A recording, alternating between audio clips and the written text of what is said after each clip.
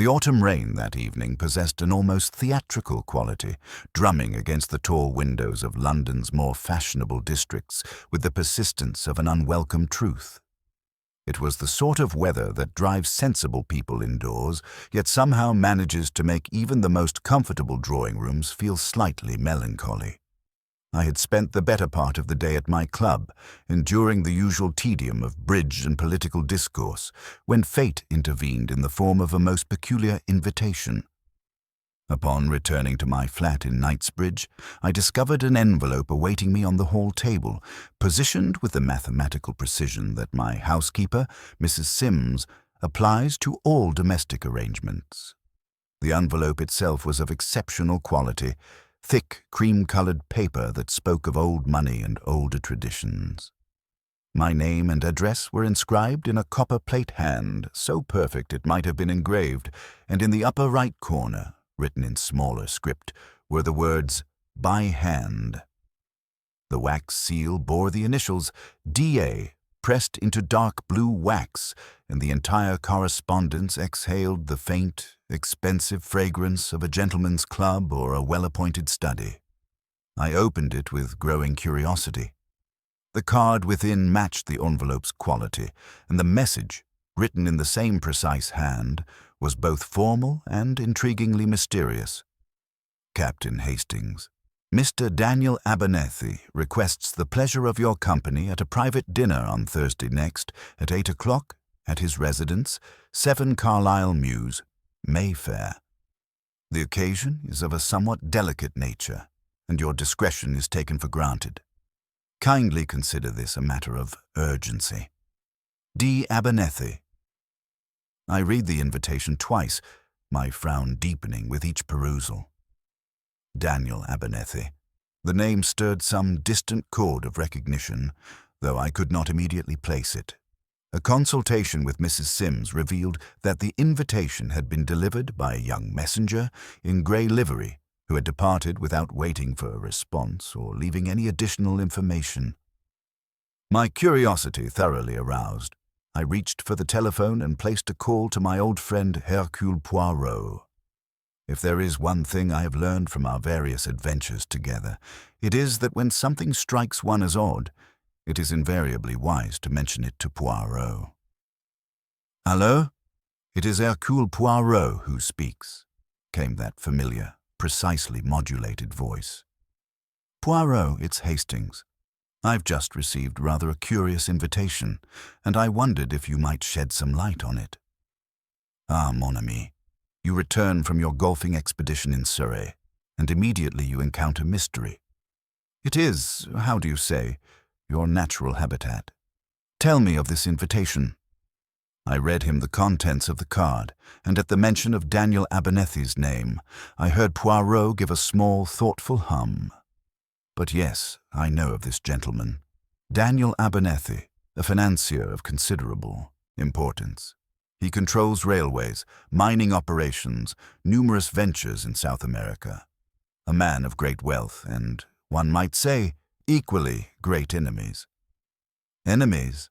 I repeated, intrigued. "But naturally, Hastings.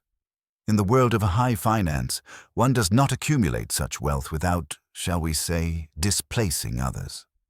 Monsieur Abernethy is known to be ruthless in his business dealings, though always scrupulously legal. He has ruined competitors, foreclosed on properties, and generally conducted himself with the cold efficiency that such success requires. And yet he's invited me to dinner. I've never met the man. Précisément. That is what makes this invitation so very interesting. You will go, naturellement?" "I suppose I shall, though I confess I can't imagine what he wants with me." "Perhaps," said Poirot thoughtfully, "he does not want you at all. Perhaps he wants Hercule Poirot, but finds it more discreet to invite his trusted associate. You will observe carefully, mon ami. Note not only what is said, but who looks at whom and when. In such gatherings, the eyes often reveal what the tongue conceals." The following evening found me standing before the elegant Georgian facade of 7 Carlisle Mews, having debated at length over the appropriate attire.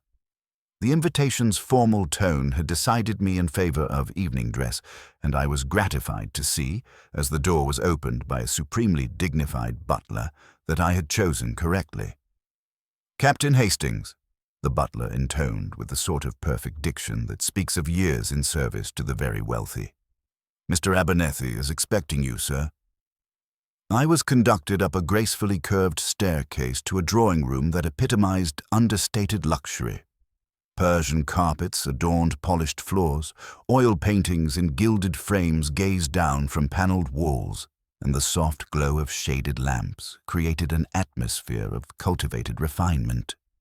A fire crackled cheerfully in the marble fireplace, and the subtle arrangement of fresh flowers suggested a household run with military precision. Yet despite the room's evident comfort, I was immediately struck by an undercurrent of tension among the assembled guests.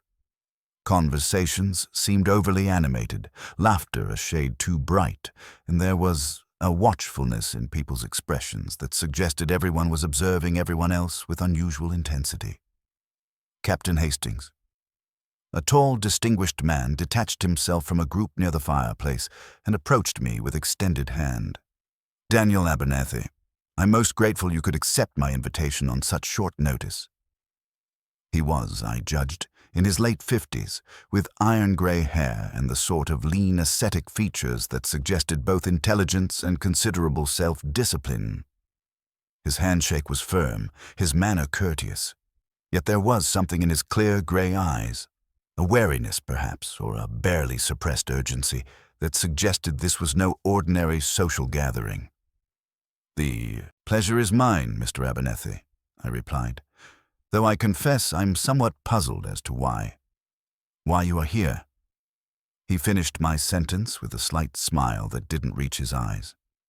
"All will be explained in due course, Captain. For now, allow me to present you to the other guests." He led me first to an elegant woman seated near the fire, whose dark hair was arranged in a simple but sophisticated style, and whose black evening gown was set off by a magnificent rope of pearls. Her face was striking rather than beautiful, too strong-featured for conventional prettiness, but her dark eyes held an intelligence that was immediately compelling. "My wife, Margaret," Abernethy said. "Margaret, this is Captain Hastings, of whom we have heard so much." Lady Abernethy extended a cool, steady hand. "Captain Hastings, my husband has spoken of your association with Mr. Poirot. The Styles case, was it not?"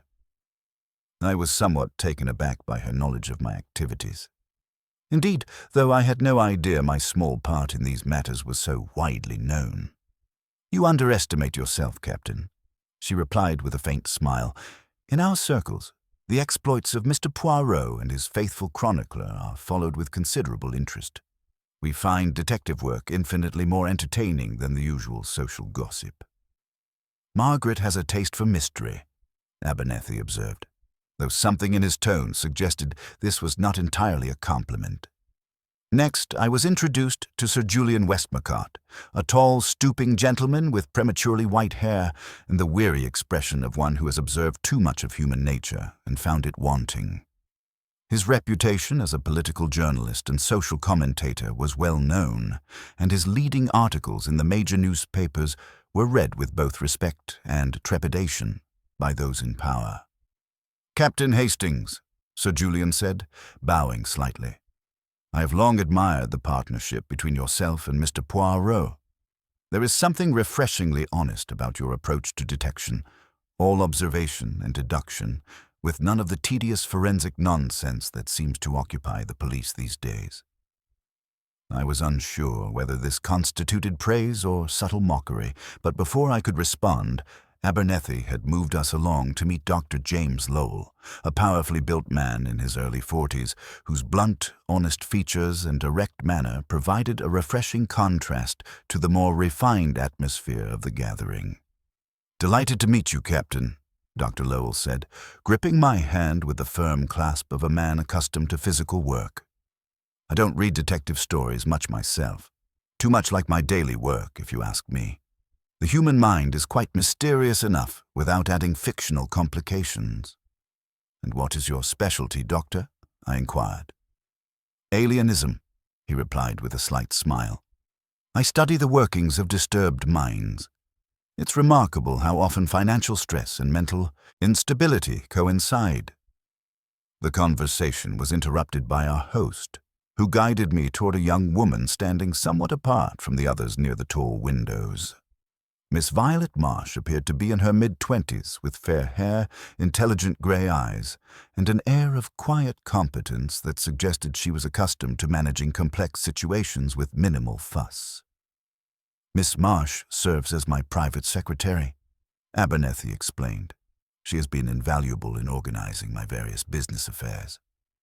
Captain Hastings, Miss Marsh said, offering her hand with a professional smile. I've had occasion to type your name in various correspondence. Mr. Abernethy maintains extensive files on matters of public interest. Really? I said, somewhat surprised.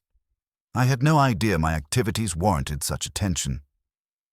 Mr. Abernethy believes in being thoroughly informed about all aspects of any situation that might affect his interests, she replied diplomatically. Near the piano, I was introduced to a striking young man whose fair hair, square jaw, and athletic build suggested recent military service or perhaps a background in sport.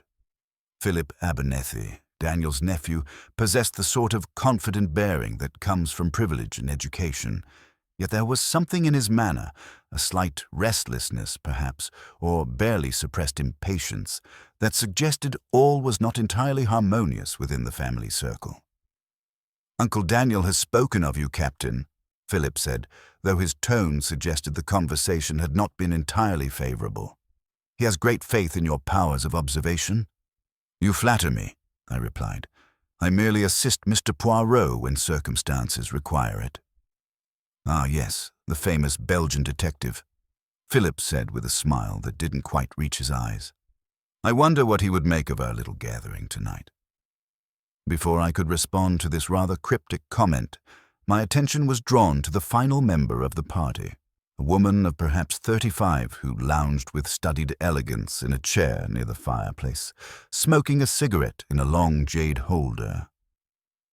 Miss Celia Rowntree possessed the sort of sophisticated beauty that graced the society pages, her auburn hair arranged in fashionable waves and her emerald green gown cut with daring precision. A magnificent rope of emeralds adorned her throat, and everything about her suggested both wealth and a certain reckless disregard for conventional propriety. Captain Hastings, she said, extending a languid hand without rising from her chair. How delicious to meet someone who actually does something interesting for a living. Most of the men one encounters at these affairs are either in politics or finance, equally tedious occupations. Miss Rowntree is an old friend of the family, Abernethy said, though something in his tone suggested the relationship was more complex than this simple description indicated. An old flame, actually, Miss Rowntree corrected with disarming frankness. Daniel is far too discreet to admit it, but we have known each other for years and quarreled for most of them. It makes for a very satisfactory relationship. At this point, the butler appeared to announce dinner, and we proceeded to the dining room, where I found myself seated between Miss Marsh and Lady Abernethy, opposite Sir Julian Westmacott. The table was elegantly appointed, the service impeccable, and the conversation, while animated, possessed that slightly brittle quality I'd noticed earlier in the drawing-room. It was during the fish course that Lady Abernethy leaned slightly toward me and asked, in a voice carefully modulated to avoid attracting attention from the other guests, "Tell me, Captain Hastings, what brings you to our table tonight? Daniel has been rather mysterious about his reasons for inviting you." "I confess I'm as puzzled as you are," I replied honestly. "Your husband's invitation was unexpected, to say the least." "How curious," she murmured, her dark eyes thoughtful. "Daniel rarely acts without careful consideration. If he has invited you here, it is for a specific purpose." As if summoned by our conversation, Abernethy chose that moment to rise from his place at the head of the table. The gesture was subtle, but it commanded immediate attention, and conversations gradually ceased as all eyes turned toward our host. "Ladies and gentlemen," he began, his voice carrying clearly through the suddenly quiet room. "I must first thank you for accepting my invitation on such short notice. I am deeply grateful for your attendance." "That sounds ominous, Daniel," Miss Rowntree observed lightly. "Are you about to ask us to contribute to some worthy cause?" "In a manner of speaking," Abernethy replied, though his expression remained serious. "I'm about to ask for your attention, and subsequently for your cooperation in a matter of considerable delicacy." He paused, allowing his gaze to travel slowly around the table, lingering briefly on each face before continuing. "You may wonder why you have been invited here tonight. You are not, after all, a particularly harmonious group. Some of you are friends, others barely acquaintances. Some of you actively dislike one another. You do, however, share one significant characteristic." The silence in the room had become absolute, broken only by the soft tick of the mantelpiece clock and the gentle patter of rain against the windows. "Each of you," Abernethy continued with deliberate emphasis, "has reason to wish me harm." The effect of these words was immediate and dramatic. Miss Marsh's hand jerked, causing her wineglass to rattle against her plate. Dr. Lowell's thick fingers drummed once against the table before he checked the movement. Sir Julian's eyebrows rose in an expression of sardonic interest. Philip Abernethy stared down into his wine as though it contained the answer to some complex problem. Miss Rowntree gave a low, breathless laugh that sounded more nervous than amused. Lady Abernethy sat perfectly still, her dark eyes fixed on her husband with an expression I could not read.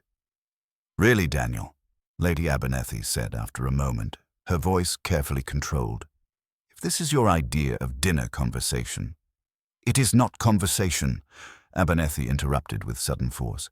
"It is a statement of fact. Someone in this room wishes me dead." The words fell into the silence like stones into still water, creating ripples of shock and disbelief that seemed to spread outward from their source. I found myself staring at our host with a mixture of fascination and growing alarm. This was certainly not the sort of dinner party I had expected. "You are suggesting," said Mr. Carfax, the nervous solicitor I had been introduced to earlier, "that among your guests, among your friends—" "I'm stating," Abernethy cut him off, "that I have received 3 anonymous letters in the past fortnight, letters containing explicit threats against my life, letters that demonstrate intimate knowledge of my business affairs, my personal habits, and my household routines. The author of these letters is not some random madman, but someone with access to information that only a small circle of people could possess." "Then you should go to the police," Dr. Lowell said bluntly. "This is a matter for Scotland Yard, not for a dinner party." "I have considered that option," Abernethy replied. "I have even consulted informally with senior officers. But the police can do little to protect a man from an enemy he cannot identify. They can only advise caution and wait for an actual attempt to be made. I prefer to take a more proactive approach." "And so you invite us all here," Lady Abernethy said, her voice carrying a note of bitter amusement, "to inform us that one of us is planning your murder. It is quite an original form of entertainment, Daniel." "I do not make accusations lightly," Abernethy said, his grey eyes hard. "Each person at this table has, for reasons I need not detail publicly, cause to resent my actions or my success. That does not mean each of you wishes me dead, but among you, I am convinced, sits the author of those threatening letters." "And you expect," Sir Julian observed with dry amusement, "that the guilty party will now stand up and confess?" "I expect nothing of the sort," Abernethy replied. "What I do expect is that the guilty party will now understand that I am not entirely unsuspecting, that I am watching, that I have taken certain precautions." He turned to address me directly, and I felt the weight of every gaze in the room.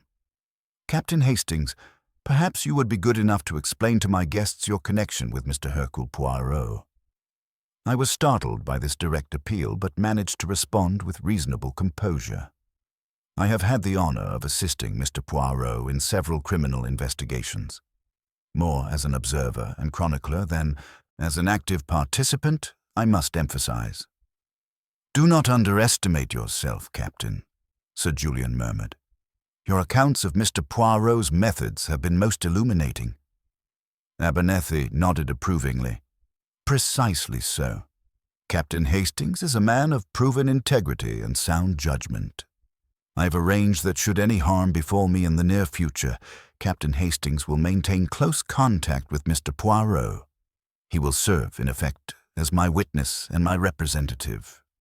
His observations tonight and in the days to come may prove invaluable." It was at that precise moment, as Abernethy spoke these ominous words about potential harm, that the most extraordinary thing occurred. From somewhere within the house came the sharp, insistent ringing of a telephone, not the discreet chime of the instrument in the drawing-room, but the urgent clang of a call that demanded immediate attention. Abernethy paused, frowning at the interruption. "What the devil?" The butler appeared in the doorway, his usually impassive features showing signs of strain. "Forgive me, sir," he said in his carefully modulated voice, "but there is a telephone call for you. The caller insists it is a matter of extreme urgency." "We shall pause in our drama, then," Sir Julian observed with sardonic amusement.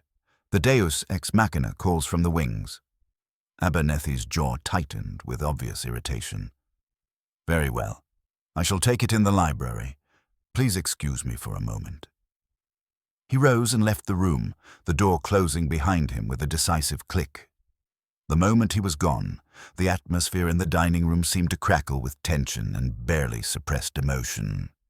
"So," Miss Rowntree said softly, breaking the uncomfortable silence, "one of us is a would-be murderer. How perfectly thrilling." "You are being heartless, Celia," Lady Abernethy said, though her tone lacked conviction. "No, my dear Margaret, merely realistic. If Daniel says there are threatening letters, then there are threatening letters. And if there is a potential murderer among us, then we must face that fact. The only question is, who?" Her bright, reckless gaze traveled slowly around the table, and I observed that no one met her eyes with complete composure. Miss Marsh twisted her napkin between nervous fingers. Philip Abernethy continued to stare into his wine-glass as though seeking answers in its depths. Dr. Lowell drummed his fingers against the table in an unconscious rhythm of anxiety. Sir Julian maintained his air of sardonic detachment, but his eyes had grown watchful. Lady Abernethy sat perfectly still, her expression unreadable. It was at that moment, while Daniel Abernethy was absent from the room, summoned by an urgent telephone call, and his guests sat in uncomfortable silence contemplating the possibility that one among them harbored murderous intentions, that disaster struck with the swift, merciless efficiency of a well-planned trap. Without warning, the lights went out. The transition from brightness to absolute darkness was instantaneous and complete. Someone, I believe it was Miss Marsh, gave a sharp cry of alarm. A chair scraped violently against the floor as someone rose abruptly. The sound of breaking glass suggested that a wine-glass or water goblet had been knocked over in the confusion. "Everyone remain calm," Sir Julian's voice commanded from the darkness. "It is merely a power failure. No one move until we can restore the lights." "Where are the servants?" Dr. Lowell's voice demanded. "Surely they will attend to this immediately." But even as he spoke, a sound reached us from the direction of the library that turned my blood to ice in my veins. It was a cry, a terrible, anguished cry of pain and fear that seemed to echo through the house before being cut off abruptly as though by some violent intervention. In the stunned silence that followed, we could hear the heavy thud of something, or someone, falling to the floor. "Good God!" Philip Abernethy's voice cracked with shock. "That was Uncle Daniel." "The lights!" Lady Abernethy's voice, no longer controlled, rose to near hysteria. "Someone get the lights!" Footsteps pounded in the darkness as people groped their way toward doors and walls, seeking switches or candles or any source of illumination. I heard the crash of a chair being overturned, the tinkle of more breaking glass, the confused babble of voices raised in alarm and confusion. Then, as suddenly as they had failed, the lights blazed back to life. The dining room sprang into view, the elegant table now disheveled, wine stains spreading across the white tablecloth, broken crystal glittering on the Persian carpet. For a moment, we all stood blinking in the sudden brightness, taking inventory of our surroundings and ourselves. It was Dr. Lowell who first moved toward the door. "The library," he said grimly. "We must check on Abernethy immediately." We followed him in a confused group, our evening clothes rustling as we hurried through the corridors of the house. The library door stood slightly ajar, warm light spilling out into the hallway. Dr. Lowell pushed it open and stepped inside, then stopped so abruptly that the rest of us nearly collided with him. "Dear God," he whispered. On the thick Persian carpet before the massive mahogany desk lay Daniel Abernethy. He was sprawled on his back, one arm flung wide, his legs twisted at an unnatural angle. His evening clothes were immaculate save for a small, dark stain just above his heart, where the handle of an ornate letter opener protruded from his chest. His eyes stared sightlessly at the ceiling, and even from where I stood, I could see that no breath stirred his chest. Dr. Lowell dropped to his knees beside the fallen man, his hands moving with professional efficiency as he checked for pulse and respiration. After a moment that seemed to stretch into eternity, he looked up at us with a face grave as stone. "He's dead," he said simply. The words seemed to hang in the air like a physical presence, transforming our gathering from a mysterious dinner party into something far more sinister. I found myself automatically noting details: the position of the body, the lack of any signs of struggle, the fact that the French windows to the garden were securely locked from the inside. "The telephone call," Miss Marsh whispered, her face pale as parchment. "Someone lured him away from the dining room." "And then struck while we were all in darkness," Sir Julian added grimly. "Most efficient." Lady Abernethy moved past us to kneel beside her husband's body, her face a mask of shock and grief. "Daniel," she whispered, reaching out as though to touch his face, then drawing her hand back as though afraid. "No one must touch anything," I said, my voice sounding strange to my own ears. "This is a crime scene. We must summon the police immediately." "The police, yes," Philip Abernethy said, his young face aged by shock. "But who? How could someone? We were all in the dining room when the lights went out." "Were we?" Miss Rowntree asked quietly. "In the darkness, how can we be certain where anyone was?" The implication of her words settled over us like a shroud. During those crucial minutes when the house was plunged into darkness, any one of us could have slipped away, committed murder, and returned to the dining room without being detected. "The servants," Dr. Lowell suggested. "Perhaps one of them." "No," I said, shaking my head. "This was planned too carefully. The timing of the telephone call, the failure of the lights, the knowledge of Mr. Abernethy's habits and routines. This was done by someone who knew him well, someone who was familiar with the house and its occupants." I looked around at the group of shocked, frightened faces surrounding me and felt the weight of responsibility settle on my shoulders. Somewhere among these elegant, cultivated people stood a murderer. Someone who had accepted Daniel Abernethy's hospitality and then repaid it with death. "I must telephone Scotland Yard," I said, "and then I must contact Hercule Poirot.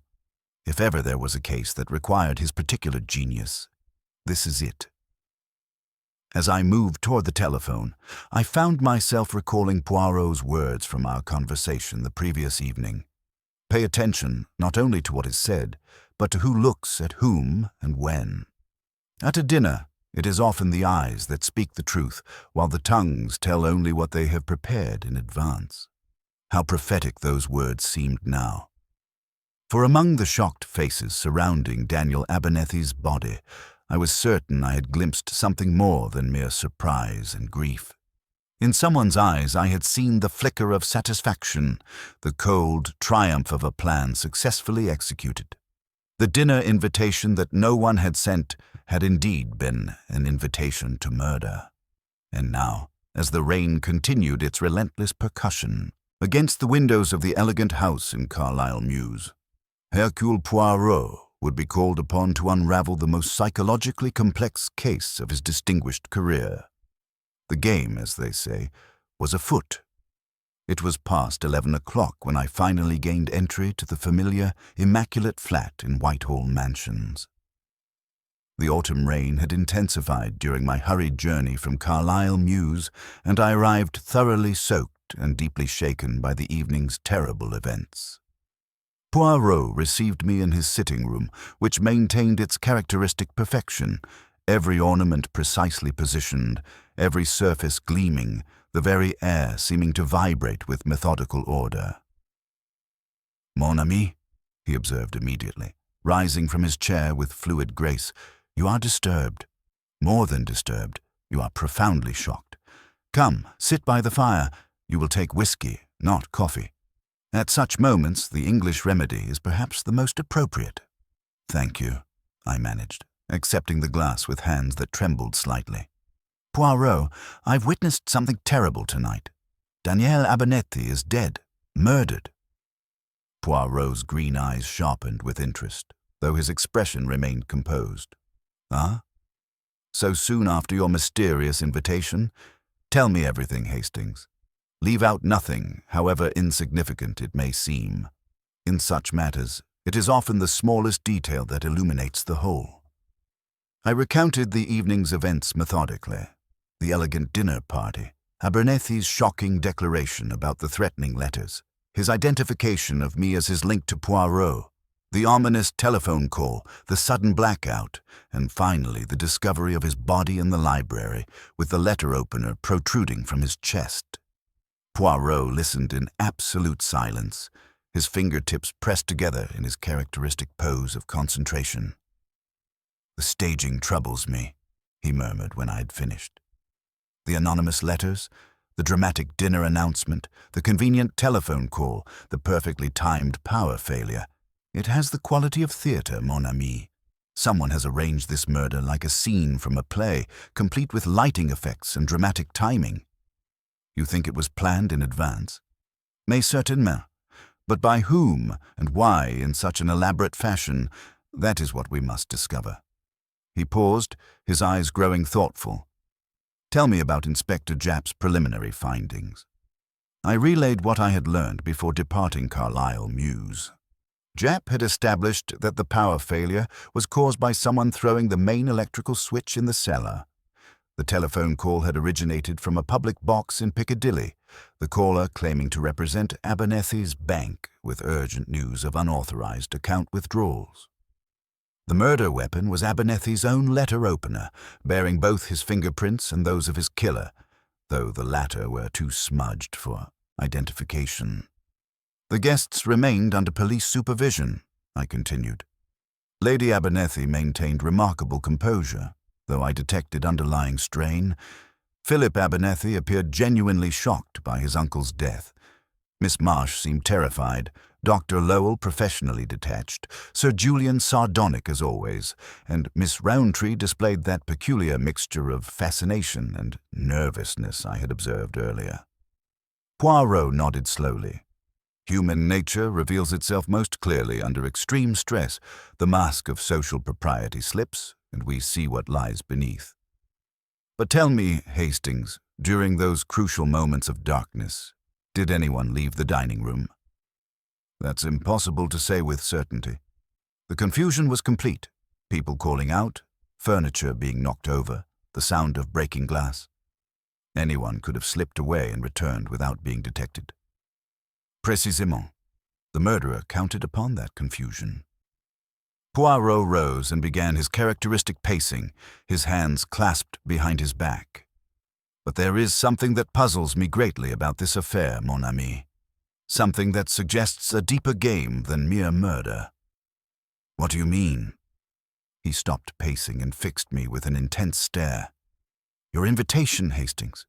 You mentioned it was unusual, but in the excitement of recounting the murder, you did not explain why. I felt a chill of realization. Good God, Poirot. I spoke with Miss Marsh as I was leaving. She was giving her statement to Jap.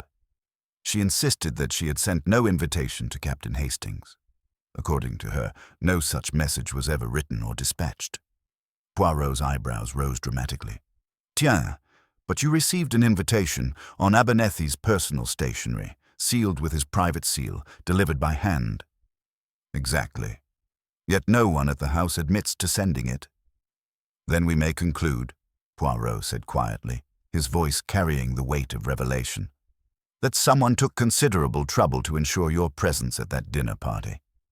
Someone who wanted not merely to commit murder, but to guarantee that Hercule Poirot would inevitably become involved in the investigation.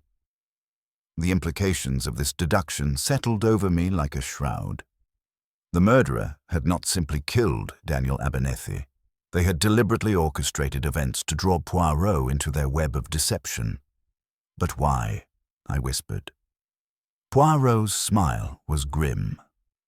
That, mon ami, is the question upon which everything depends. Tomorrow we shall return to Carlisle Mews and begin to unravel this most carefully constructed puzzle. The following morning dawned pale and grey, with the sort of washed-out London light that makes even the most elegant neighbourhoods appear constructed more of shadow than substance. The persistent drizzle of the previous evening had given way to a crisp autumn clarity. Yet as Poirot and I approached the Georgian facade of 7 Carlisle Mews, the very air seemed heavy with the weight of unresolved tragedy. Poirot emerged from our taxi with his characteristic precision, brushing an imaginary speck of dust from his immaculate sleeve before casting an appraising glance at the house. Everything about the residence proclaimed order and respectability: the perfectly maintained stonework, the gleaming brass fittings, the precisely arranged window boxes. Yet beneath this veneer of propriety lay the stark reality of violent death. A dwelling that speaks of discipline and method, Poirot murmured thoughtfully. We shall discover whether the lives within have been conducted with equal precision, n'est-ce pas? Inspector Japp himself answered the door, his weathered features brightening slightly at the sight of Poirot, although the strain of the investigation was clearly evident in the lines around his sharp eyes. Morning, Mr. Poirot. Captain Hastings, he said, leading us into the entrance hall. I've had the scene preserved exactly as you requested. The body's been removed, naturally, but everything else remains untouched.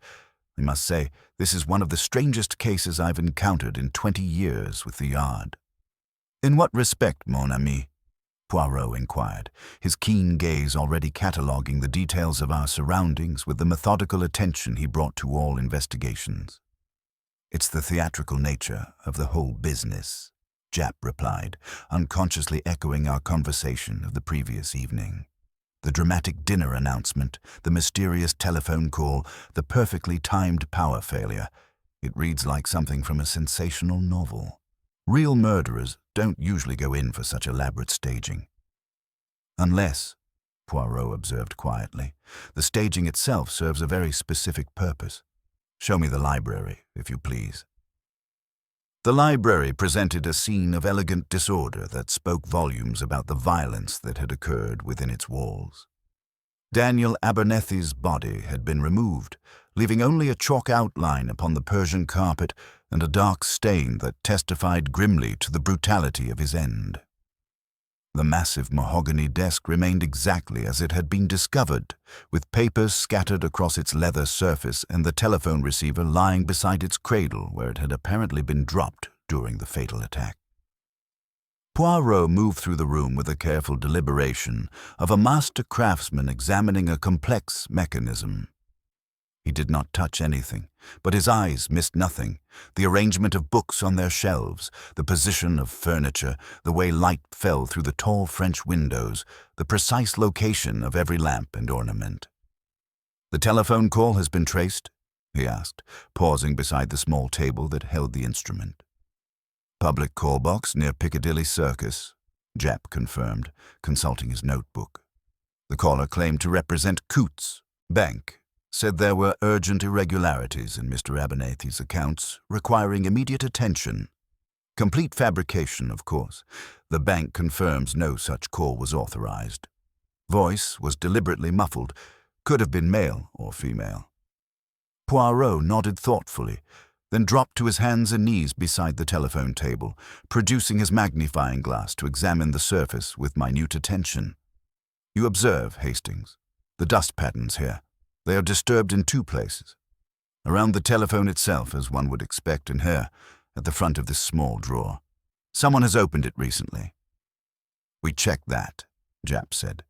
Found some old correspondence, nothing significant. But there's something more troubling, Mr. Poirot. Yesterday afternoon, according to the valet, Mr. Abernethy locked those threatening letters he mentioned in his desk drawer. Top right, secured with this brass key. He indicated a small key that lay beside the inkwell. When we opened it after the murder, the drawer was completely empty. Poirot's eyebrows rose dramatically. Completely empty? You are certain the letters existed? The valet swears he saw Abernethy place 3 letters in that drawer and lock it personally. Now they've vanished without trace. Curious indeed, Poirot murmured, rising and brushing dust from his trousers with characteristic fastidiousness. Monsieur Abernethy was not the type to mislay important documents. If he spoke of threatening letters, then either they existed and have been removed, or he fabricated their existence for reasons we do not yet understand. He continued his methodical examination, studying the French windows and testing their locks, examining the fireplace and mantelpiece, scrutinizing every detail of the room's arrangement. Near the desk, he paused to examine the carpet more closely, his magnifying glass moving slowly across the Persian weave. The murder weapon bore fingerprints, he inquired. Both the victims and the killers, Japp confirmed. The letter opener was Abernethy's own, kept on his desk for correspondence. His prints are clear on the handle, along with a second set that are badly smudged, but definitely from a different person. And the coordination required for this crime troubles you, Inspector? Exactly. The telephone call to lure him away, the power failure at precisely the right moment, the knowledge of where to find the electrical switch, it required intimate familiarity with the house and its routines. This wasn't spontaneous violence, Mr. Poirot. It was a carefully orchestrated execution. Show me this electrical panel, if you please. The cellar was typical of London basements. Stone walls, low ceiling, the musty smell of age and dampness. The electrical panel was mounted on the far wall, its heavy switches clearly marked and easily accessible to anyone familiar with the house's layout. No signs of forced entry, Japp observed as Poirot examined the switches with his characteristic thoroughness. Whoever did this knew exactly where to find the main switch.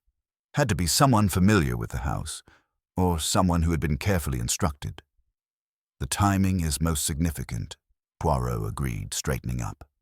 To coordinate the telephone call, the power failure, and the murder itself required not merely knowledge, but precise calculation. This was planned with the attention to detail one might expect from a military operation. Returning to the ground floor, Poirot requested permission to examine Abernethy's personal safe, which Japp indicated was concealed behind a painting in the library. The safe had been found open, its contents apparently undisturbed, bearer bonds, a considerable sum in cash, and various personal papers. Nothing appears to have been taken, Japp noted, so we can rule out robbery as a motive. Indeed, Poirot agreed.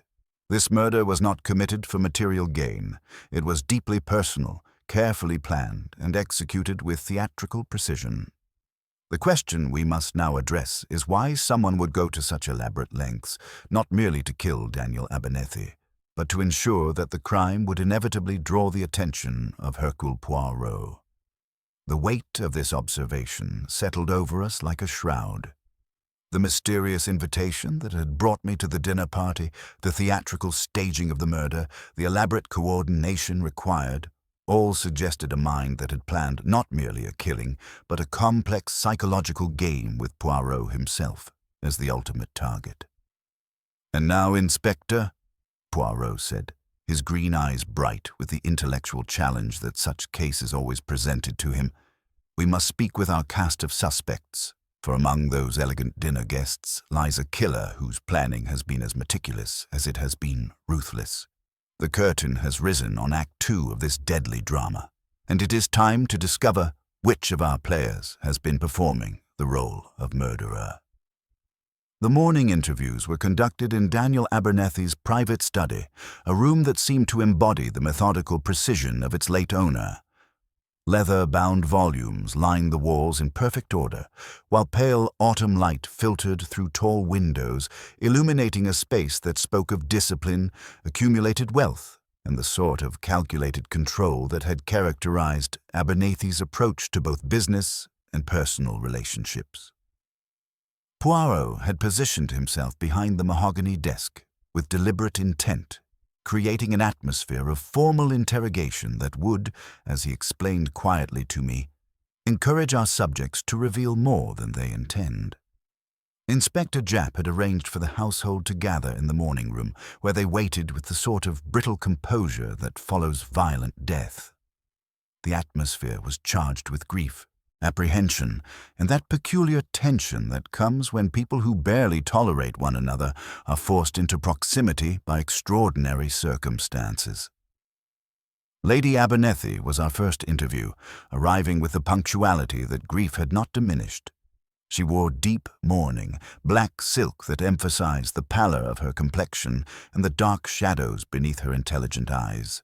Yet despite the evident strain of widowhood, she maintained the composed dignity that had characterized her behavior throughout the previous evening's ordeal. "Mrs. Abernethy," Poirot began with gentle formality, settling into his chair with characteristic precision, "I extend my deepest sympathies for your loss. These questions must be painful, but they are necessary if we are to discover who committed this terrible crime."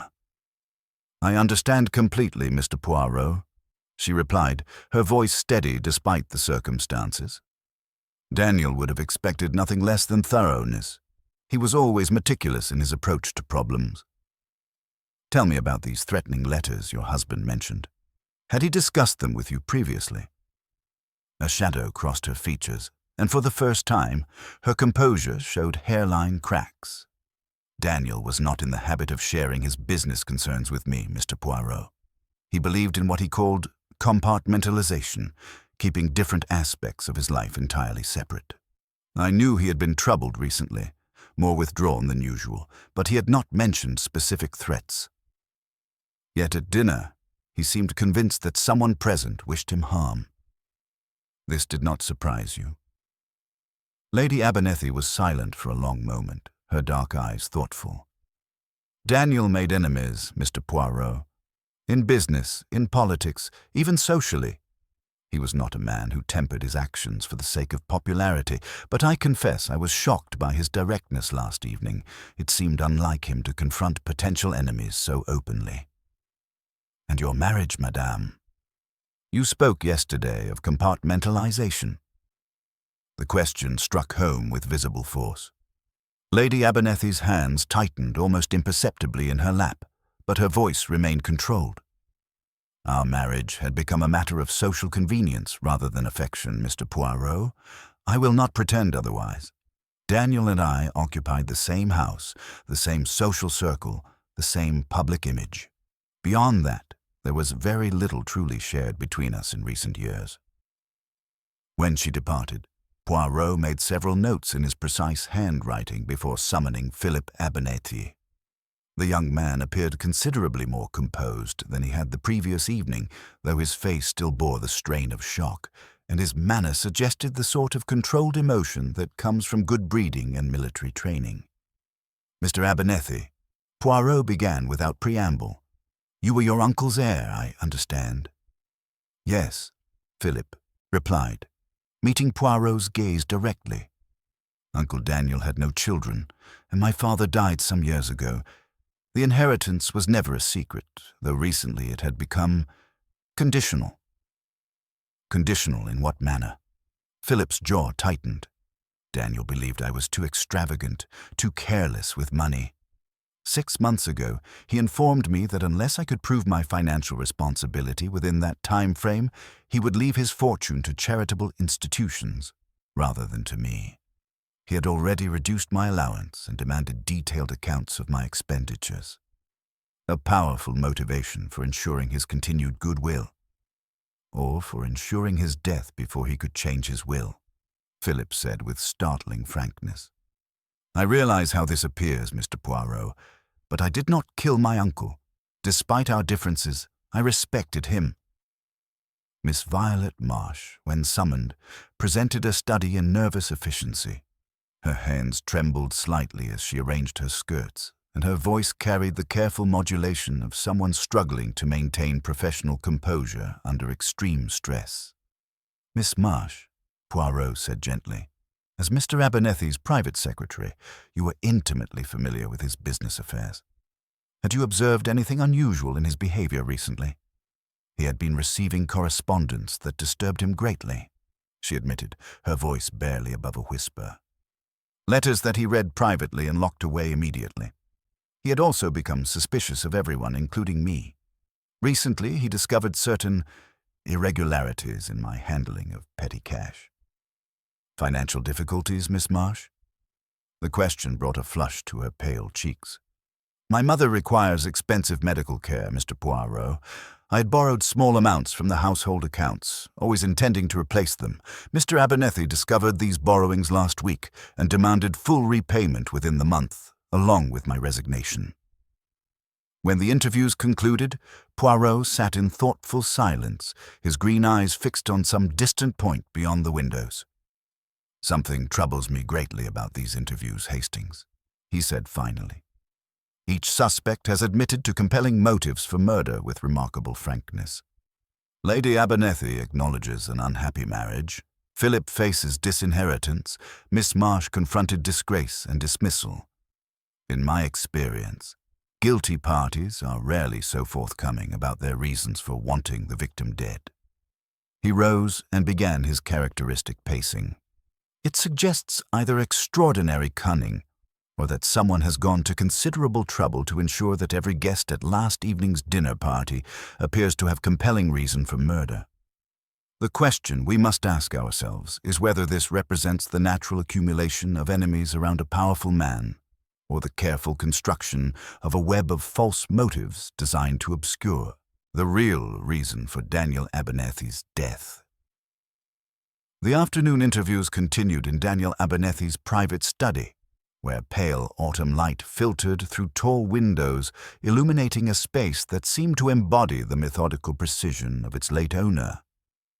Poirot had positioned himself behind the mahogany desk with deliberate intent, creating an atmosphere that would encourage revelations while maintaining the formal dignity appropriate to such grave circumstances.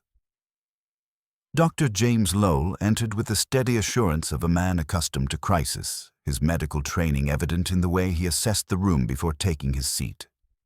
His blunt, honest features showed the strain of the previous evening's events, yet his professional composure remained intact. Doctor, Poirot began with characteristic precision, your specialty is the study of disturbed minds. What was your professional assessment of Mr. Abernethy's mental state in recent weeks? Highly agitated, Dr. Lowell replied without hesitation. He had become increasingly suspicious, more inclined to perceive hostility where none was intended. He spoke often of enemies, competitors, political adversaries, disaffected relations. I advised rest and reduced pressure, but he refused to consider any withdrawal from his affairs. You had treated him professionally? Consulted with him, rather. 2 years ago, regarding insomnia and anxiety. Since then, I served as what you might call the family's physician of the mind, called upon when nerves frayed or tempers erupted. Dr. Lowell's expression darkened slightly. Recently, however, Daniel had become concerned about my own professional practices. He had invested heavily in the private asylum where I serve as chief physician and threatened to withdraw his support, claiming our treatment methods were questionable. His concerns were justified? Modern treatment of mental illness requires methods that laymen often find disturbing, Dr. Lowell said carefully. Daniel lacked the medical knowledge to properly evaluate our procedures. His interference threatened not only my position, but the welfare of patients who depend on specialized care. When Dr. Lowell departed, Sir Julian Westmacott took his place, entering with the measured gait of a man who had spent decades observing the powerful and finding them wanting. His prematurely white hair caught the pale light, and his weary eyes held the cynical intelligence that made his political commentary both feared and respected. "Sir Julian," Poirot said, studying the journalist with particular attention, "your relationship with Daniel Abernethy was both professional and personal, I understand." "Indeed. We had known each other for 20 years through various business and political circles. Our relationship was profitable for both parties, though I would not describe it as friendship." Sir Julian's smile was thin and bitter. "Recently, Daniel discovered that certain confidential information from his drawing room had appeared in my newspaper columns.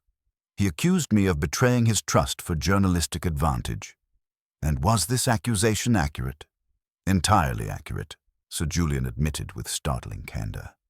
"I'm a journalist, Mr. Poirot. Information is the currency of my profession. When Daniel shared details of government decisions during social conversations, I naturally incorporated that intelligence into my reporting. He threatened legal action and claimed my articles had cost him considerable sums." Miss Celia Rowntree arrived with characteristic elegance, though her sophisticated composure showed subtle cracks from the previous evening's trauma. Her emerald gown had been replaced by sober navy, yet her presence remained striking as she settled into the chair with practiced grace. "Miss Rowntree," Poirot began, "your relationship with Daniel Abernethy was, by your own admission, complex." "Complex is diplomatic," she replied with a bitter smile. "Daniel and I had been lovers, then enemies, then reluctant friends, then enemies again. It was a pattern that repeated over many years. Recently, he had discovered I was conducting an affair with a married gentleman whose wife he knew socially. He threatened exposure unless I ended the relationship immediately. This threat concerned you?" "It would have ruined me completely," she admitted with startling frankness. "The gentleman occupies a position of considerable prominence. Scandal would destroy not only my reputation, but his career and family. Daniel held that destruction in his hands and was prepared to use it." When the interviews concluded, Poirot sat in contemplative silence, his fingertips pressed together in deep concentration. The afternoon shadows had lengthened, creating an atmosphere of gathering dusk that seemed to mirror the complexity of the case. "Hastings," he said finally, "we have now heard from each suspect, and each has provided compelling motives for murder. Yet their very frankness troubles me deeply. In my experience, people with guilty secrets do not reveal them so readily." He rose and began pacing with renewed energy. "Consider the pattern, mon ami. Each confession is complete, each motive powerful. It is like a magician's trick, too many obvious suspects, too perfect an arrangement of guilt. When everyone appears to have reason for murder, the true challenge becomes determining who has orchestrated this elaborate misdirection. Someone has taken considerable trouble to ensure that every guest would appear guilty, while the real murderer remains hidden behind this carefully constructed facade of obvious motives." The following morning brought a subtle shift in Poirot's investigative approach that I had learned to recognize as significant. Rather than continuing with formal interviews, he announced his intention to conduct what he termed a complete examination of the theater where our drama was performed. His manner suggested that the previous day's conversations had provided him with certain insights that now required verification through physical evidence. "The human mind may deceive, Hastings," he explained as we prepared to return to Carlisle Mews. "But the physical world rarely lies. If our murderer has been as clever as I suspect, they will have left traces of their method that even the most careful planning cannot entirely eliminate. Inspector Japp met us at the house with news that the coroner's preliminary examination had confirmed death by a single wound to the heart, delivered with considerable force and precision. "Professional job," he observed grimly. "Whoever did this knew exactly where to strike for maximum effect with minimum struggle." Poirot nodded thoughtfully. The killer possessed either medical knowledge or considerable experience with violence. This was not the desperate thrust of an amateur, but the calculated stroke of someone who understood anatomy. We began our examination in the cellar, where the electrical panel that had plunged the house into darkness awaited our scrutiny. Poirot studied the heavy switches with characteristic attention to detail, testing their resistance and examining the brass fittings for any traces of disturbance. "Observe, mes amis," he said, indicating the main switch with his walking stick. "This mechanism requires considerable force to operate, not something one could manage accidentally in darkness. The killer knew precisely where to find it, and possessed the strength to throw it decisively." "So we can rule out the ladies," Japp suggested. "Not necessarily, Inspector. Desperation can provide remarkable strength, and the switch, once located, requires technique rather than mere force. Any of our suspects could have managed it, given sufficient determination." From the cellar, we proceeded to conduct a methodical examination of the entire house, paying particular attention to the routes between the dining room, library, and cellar. Poirot measured distances, timed movements, and tested various pathways with the precision of a military engineer planning an assault. It was during this systematic exploration that we made a discovery that would prove significant to our understanding of the case. In a rarely used linen cupboard on the first-floor landing, Poirot's keen eyes detected a small but telling anomaly, a fresh scuff mark on the polished wooden floor, partially concealed beneath a carelessly placed dust sheet. "Regardez," he said, kneeling to examine the mark more closely with his magnifying glass. "This scratch is recent, made within the last few days, I would estimate, and observe its direction and depth. Something heavy has been dragged across this floor." "But what significance could that have?" I asked, puzzled by his evident interest in such a minor detail. "In a household maintained with military precision, Hastings, nothing occurs without reason. Mrs. Pemberton, the housekeeper, would no more permit unnecessary movement of furniture than she would allow dust to accumulate on the mantelpieces. This mark represents an anomaly, and anomalies in cases such as this often point toward truth." While Poirot continued his examination of the physical evidence, I requested permission to observe the household as it attempted to resume some semblance of normal routine. The atmosphere remained charged with tension, but the forced proximity was beginning to reveal character traits that formal interviews had concealed. In the morning room, I found Lady Abernethy seated near the window with needlework in her lap, though her dark eyes remained unfocused and her hands still. Philip Abernethy stood before the fireplace, his young face bearing the strain of sleepless nights and difficult revelations. Miss Marsh moved about the room with nervous efficiency, arranging flowers that required no arrangement and straightening books that were already perfectly aligned. "The newspapers have been mercifully restrained," Lady Abernethy observed as I entered, "though I suspect that will change once the initial shock subsides.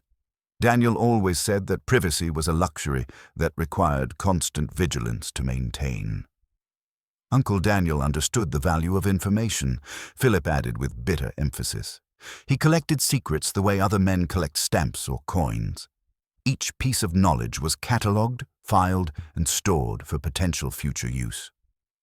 "Philip," Lady Abernethy said sharply, "speaking ill of the dead serves no purpose." "Doesn't it?" Philip turned to face her, his expression hard. "Perhaps if we had spoken more honestly while he was alive, we wouldn't find ourselves in this position now. Daniel created this situation through his own actions, his manipulations, his threats, his systematic destruction of everyone's peace of mind."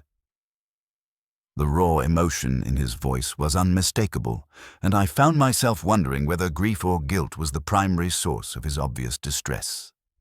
Before I could pursue this observation further, however, Poirot appeared in the doorway with an expression that suggested significant developments. "If I may interrupt," he said politely, "I should like to speak with each of you briefly about certain practical matters. Nothing formal, merely clarifications of timeline and movement that may assist our understanding." What followed was a master class in Poirot's particular method of extracting information through seemingly casual conversation. Rather than conducting formal interrogations, he engaged each person in discussions about the house layout, daily routines, and the practical details of the evening's events. His questions appeared random, almost conversational, yet I recognized the careful pattern underlying his approach. From Lady Abernethy, he learned that Daniel's evening routine was invariable.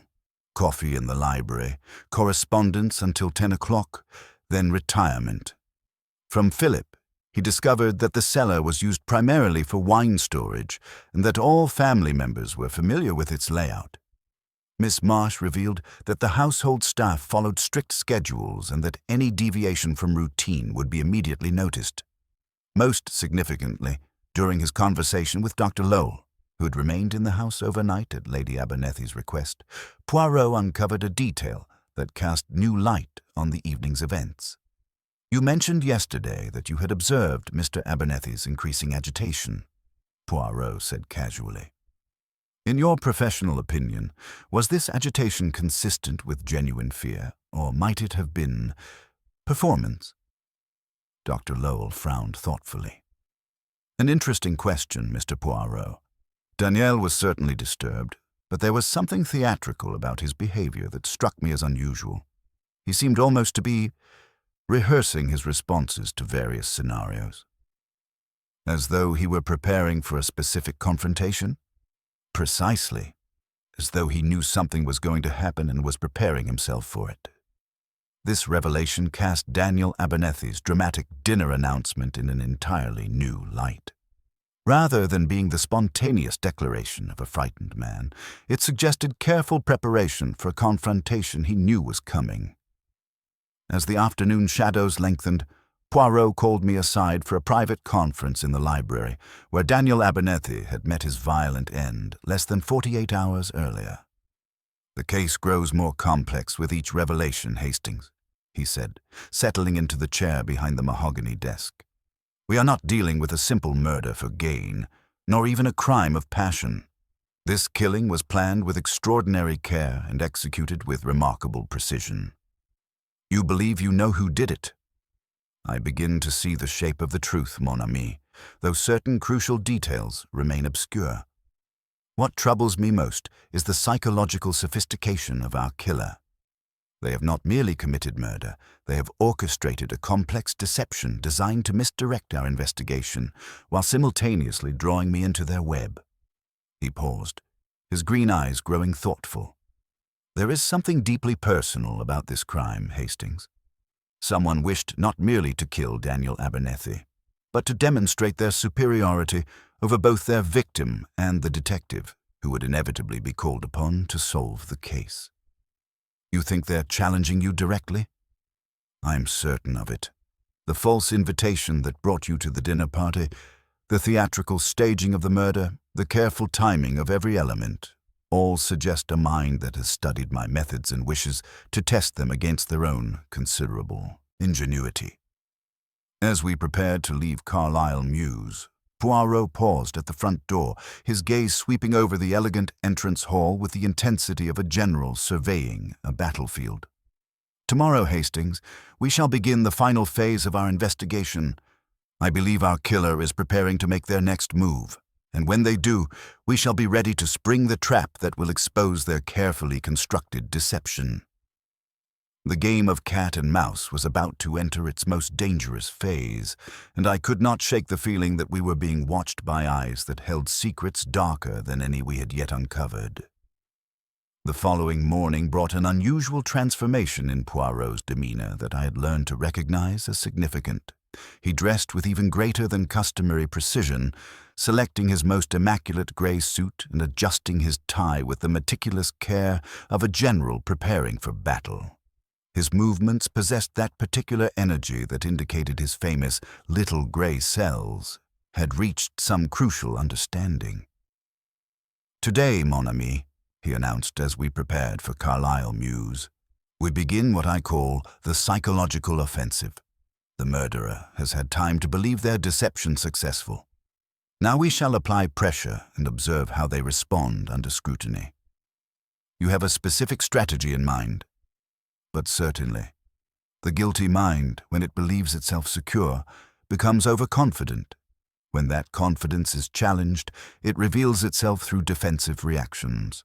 Today, we shall challenge everyone's confidence simultaneously." Inspector Japp met us at the house with news that immediately altered our understanding of the case. During the night, someone had attempted to break into Daniel Abernethy's private safe, the same safe that had been found open after the murder, its contents apparently undisturbed. "Professional job," Japp reported grimly, leading us to examine the damaged locking mechanism. They knew exactly where to find it and came equipped with proper tools. The night constable's rounds interrupted them before they could complete the work. Poirot studied the damaged safe with intense concentration. "Most illuminating, Inspector. Our killer has realized that something of vital importance remains hidden, something they failed to secure during their original crime." This development was followed by an even more significant revelation when Miss Marsh approached us with obvious reluctance and considerable agitation. Her usual professional composure had cracked, revealing the strain of keeping dangerous secrets. "Mr. Poirot," she began, her voice trembling, "there's something I should have told you earlier. The week before his death, Mr. Abernethy instructed me to make copies of certain documents from his personal files, compromising information about each dinner guest. He called it his insurance policy, and had me place the copies in a sealed envelope." "And this envelope?" Poirot inquired with sharp interest. "Gone. Someone opened the bedroom safe and stole it. Mr. Abernethy had been systematically gathering ammunition against everyone present at that dinner." Armed with this crucial information, Poirot requested that all the household members gather in the morning room. His manner as he positioned himself near the window was deliberately theatrical. The pale autumn light fell across his features, making his expression clearly visible to all present while casting them in relative shadow. "Ladies and gentlemen," he began with characteristic precision, "we have reached a fascinating stage in our investigation. You will permit me to speak with complete frankness about what I have observed." The assembled group, Lady Abernethy in her mourning dress, Philip standing tensely by the fireplace, Miss Marsh clutching her handkerchief, Dr. Lowell with his professional composure, Sir Julian maintaining sardonic detachment, and Miss Rowntree affecting bored elegance, all focused their attention on Poirot with the wariness of people who understood they were being evaluated. "Each of you has confessed to compelling motives for murder," Poirot continued quietly. "Financial ruin, professional destruction, social exposure, family disgrace. Yet you revealed these motives with remarkable openness. In my experience, people with guilty secrets do not volunteer them so readily." "What are you suggesting?" Sir Julian asked with characteristic directness. "I am suggesting that the perfection troubles me, monsieur. When every suspect possesses equally compelling motives, when the pattern is too neat, too convenient, one must suspect deliberate design. Someone has taken considerable trouble to ensure that each of you would appear guilty of murder." A subtle shift occurred in the room's atmosphere. Glances were exchanged, not in one direction, but several. The carefully maintained composure began showing hairline cracks. "But there is more," Poirot added, his voice carrying a note of steel. "The person who killed Daniel Abernethy did not act from simple hatred or greed. This crime required psychological sophistication, the ability to manipulate human behavior, to predict reactions, to orchestrate complex deceptions. We seek someone trained in understanding and controlling human nature." Dr. Lowell shifted uncomfortably. "You appear to be describing my profession, Monsieur Poirot." "Or mine," Sir Julian observed. "Political journalism requires similar skills." Indeed, Poirot agreed. Which is why our killer chose their victims so carefully. They needed suspects whose professional capabilities would make them plausible candidates for such sophisticated manipulation. He paused, allowing his gaze to travel slowly around the room. There will be one more development in this case. Such a mind cannot resist the temptation to demonstrate its superiority. They will make another move, another attempt to control the narrative. When they do, we shall be ready. The warning hung in the air like a physical presence, transforming the elegant morning room into a stage where hidden forces prepared for their final confrontation. Someone among these respectable people had committed murder with artistic precision, and Poirot had just announced that their carefully constructed deception was beginning to unravel. It was that very afternoon, as the pale autumn light began to fade beyond the tall windows of Carlisle Mews, that Poirot's prediction manifested with the swift, merciless precision he had anticipated. We had returned to the house to conduct what appeared to be routine follow-up interviews when the butler appeared with obvious distress, his usually impassive features showing signs of genuine alarm. "Forgive me, sir," he said to Inspector Japp, "but there's been an incident in the morning room. Miss Marsh has collapsed, and we've summoned the doctor immediately." The scene that greeted us was one of elegant disorder that spoke volumes about the violence that had erupted within the carefully maintained household. Miss Marsh lay unconscious upon the chaise longue, her fair hair disheveled and her usually neat blouse stained where a cup of tea had spilled across the Persian carpet.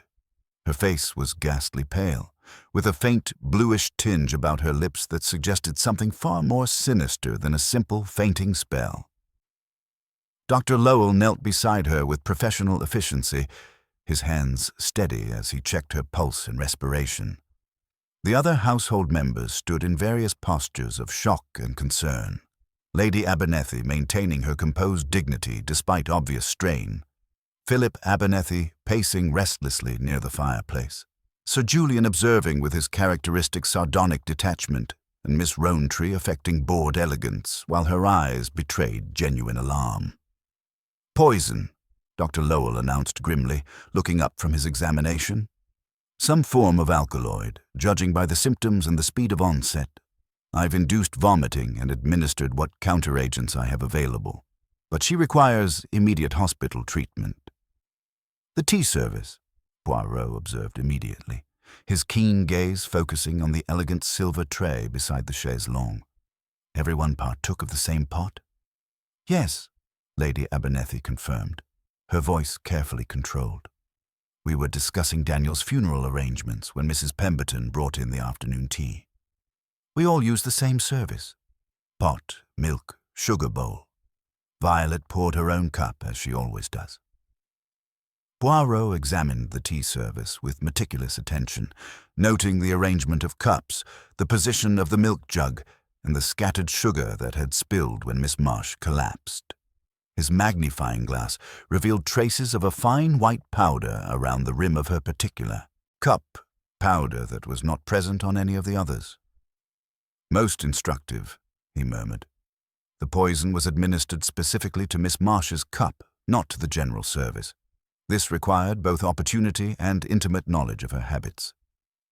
"But who could have done such a thing?" Philip demanded, his young face flushed with indignation. "We were all here together when the tea was served." "Precisely the point, monsieur," Poirot replied. "In a room full of witnesses, the guilty party relied upon misdirection and timing to accomplish their purpose. Someone used the general conversation and social ritual to mask their deadly action." It was at this moment that Miss Marsh's eyes fluttered open, her grey gaze clouded with pain and confusion. Dr. Lowell immediately attended to her, but she struggled to speak, her voice barely above a whisper. "The envelope," she gasped, her eyes fixing on Poirot with desperate intensity. "Mr. Abernethy's instructions. If anything happened to him, or to me, you were to receive it immediately." "What envelope, mademoiselle?" Poirot asked gently, moving closer to hear her weakened voice. "Hidden, in my room, beneath the floorboard, under my dressing table. He made me Copy everything, all the evidence, against everyone. Her voice grew weaker. He called it his insurance policy, proof of what each person had done or could be made to do. This revelation cast the entire case in a dramatically different light. Daniel Abernethy had not merely been collecting secrets for personal satisfaction. He had been systematically documenting evidence that could be used to manipulate and control everyone in his orbit. "You see now, mes amis," Poirot said, addressing the assembled group with grave formality, "why Miss Marsh became a target. She possessed knowledge that someone desperately needed to suppress." Philip Abernethy stepped forward, his face pale but determined. "There's something else you should know, Mr. Poirot. Uncle Daniel wasn't just threatening to disinherit me. He was blackmailing me. He discovered my gambling debts and offered to settle them, but only if I would spy on his business rivals and report their activities to him." "And you complied with this arrangement?" Poirot inquired. "I had no choice," Philip replied bitterly. "He held my future in his hands, but the information I provided wasn't just used for business advantage. He used it to manipulate stock prices, to force competitors into disadvantageous positions, to systematically destroy anyone who opposed him." Miss Rowntree, who had remained silent throughout this exchange, suddenly spoke with uncharacteristic directness. "Daniel was blackmailing all of us, Mr. Poirot. Not just for money or information, but to make us into his unwitting agents. He forced me to cultivate friendships with government officials, to gather intelligence that he could use for political and financial advantage." These confessions revealed Daniel Abernethy as something far more dangerous than a mere ruthless businessman. He had been operating a sophisticated network of coercion and manipulation, using people's weaknesses and secrets to extend his influence throughout London's social and political circles. "The pattern becomes clear," Poirot observed, his green eyes bright with understanding. "Our victim was not simply a man who made enemies. He was a man who systematically created dependencies and exploited them for his own purposes. His death represents liberation for many, but it also threatens to expose secrets that some would kill to protect." Inspector Japp, who had been taking notes throughout these revelations, looked up with obvious concern. "If Miss Marsh has this evidence hidden in her room, we need to secure it immediately, and we need to get her to hospital before our killer makes another attempt." As arrangements were made for Miss Marsh's medical care and the search for the hidden envelope, Poirot drew me aside for a private consultation. His expression was grave, and I could see that the afternoon's events had confirmed suspicions he had been developing throughout our investigation. "The psychological sophistication troubles me greatly, Hastings," he said quietly.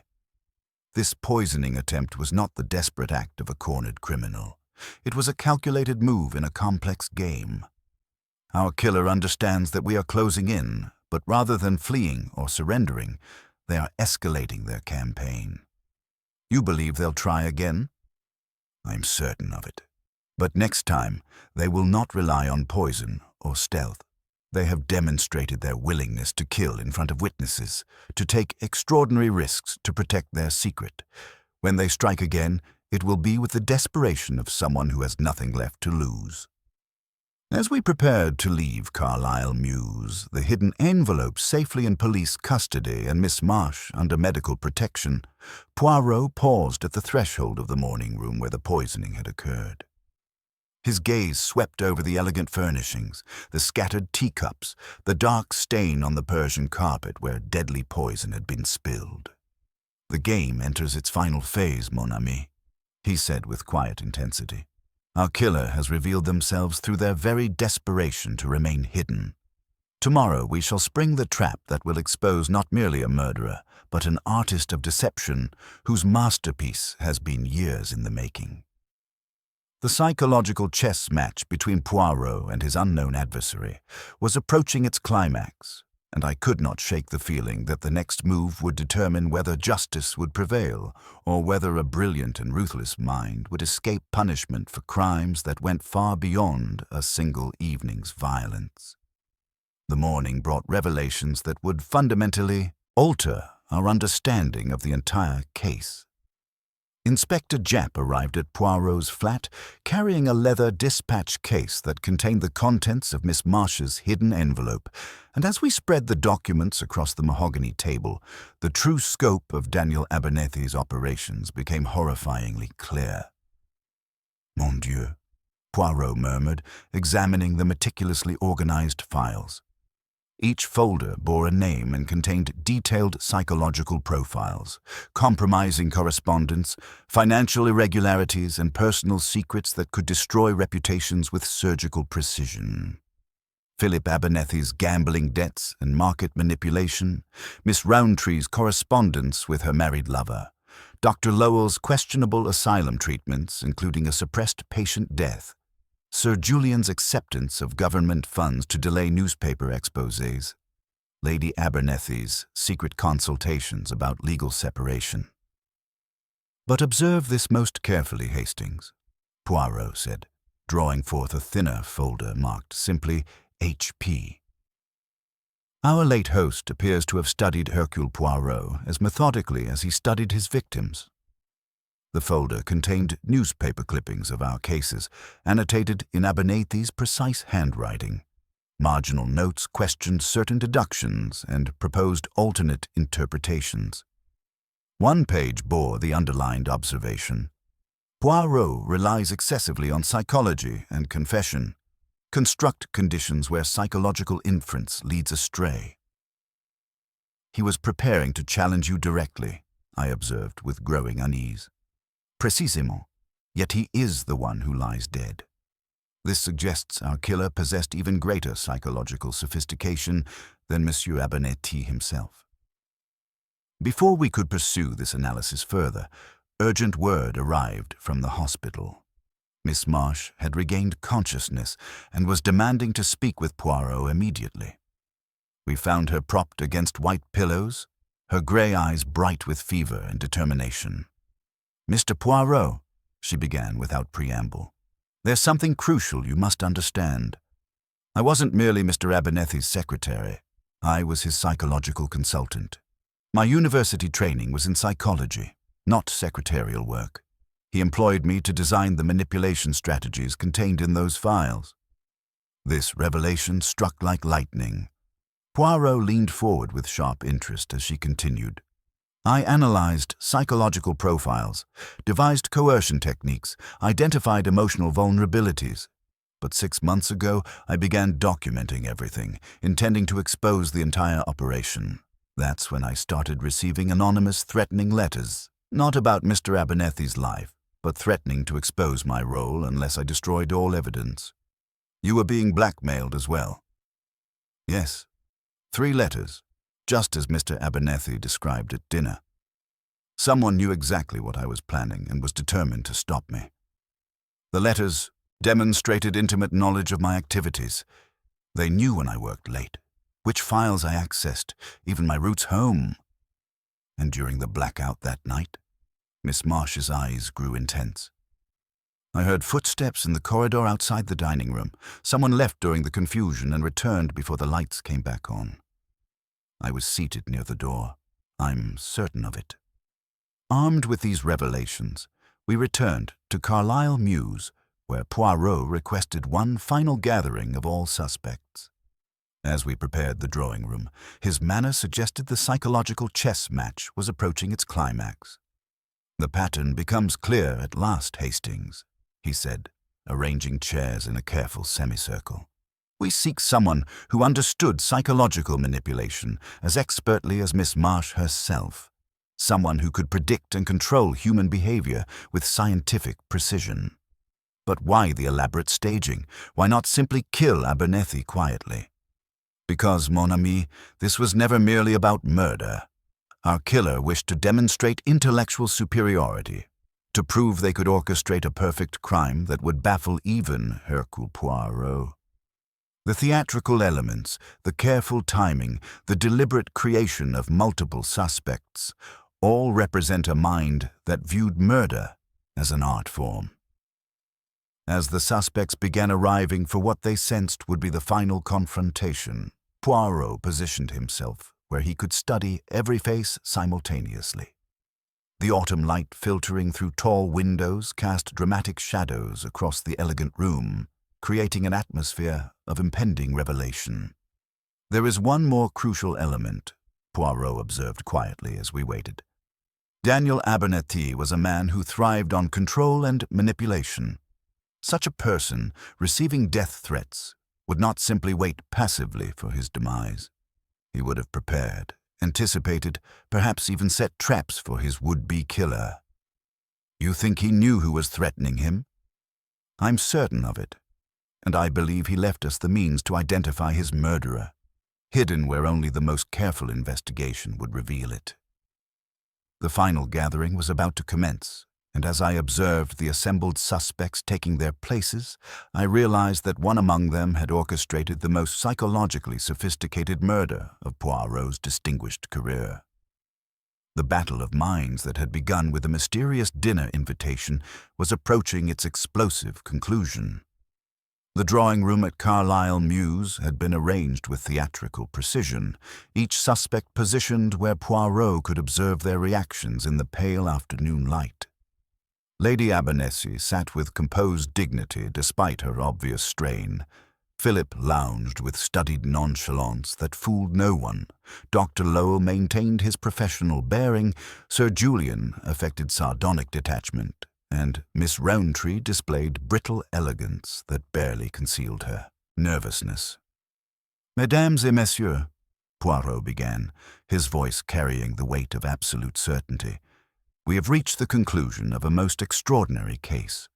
Throughout this investigation, I've been struck by the theatrical nature of the crime, the dramatic dinner announcement, the mysterious telephone call, the perfectly timed power failure. All suggest a mind that views murder as performance art." He paused, allowing his gaze to travel across each face with methodical precision. "But more significant than the staging is the psychological sophistication required. This crime demanded multiple, very specific capabilities. First, intimate knowledge of the house layout and electrical systems. Second, understanding of Daniel Abernethy's routines and security arrangements. Third, psychological expertise sufficient to manipulate multiple victims simultaneously. Fourth, medical knowledge for both the precise killing stroke and the poison attempt on Miss Marsh. Fifth, the social position to move freely among all suspects without suspicion." "That's quite a list," Sir Julian observed dryly. "Who among us possesses all these qualifications?"